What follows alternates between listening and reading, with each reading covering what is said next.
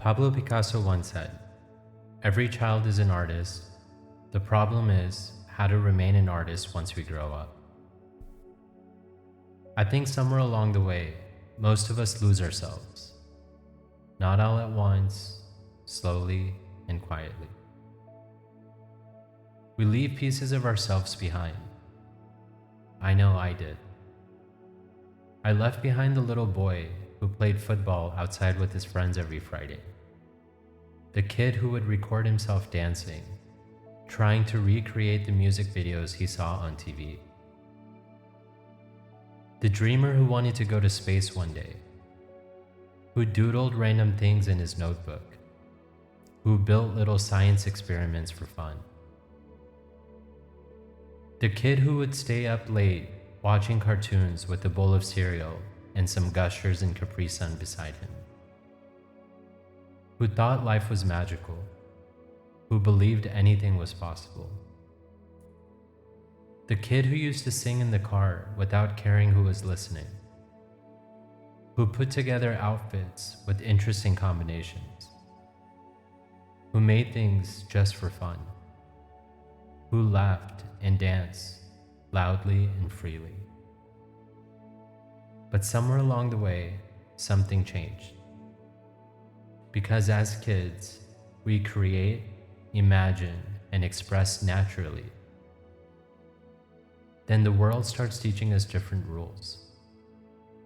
Sit down, stop being weird, color inside the lines, act your age, be productive, and figure your life out. And slowly, without realizing it, we trade imagination for approval. At some point, fear enters us. You become aware of judgment. You start comparing yourself to everyone around you. You stop dancing because people might look at you funny. You stop expressing yourself because you don't want to look stupid and you want to fit in. You stop dreaming so big because failure suddenly feels dangerous. And eventually, you become who the world needs you to be.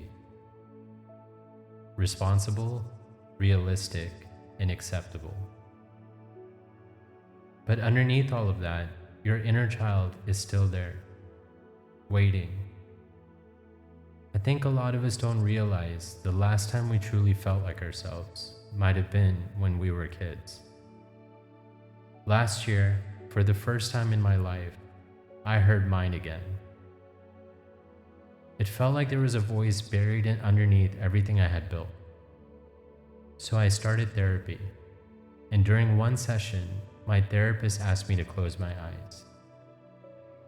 She asked me to picture my 8-year-old self standing in front of me. I did, and suddenly, he was there, clear as day. The moment I looked into his eyes, I broke down crying. My therapist asked me, "What is he trying to tell you?"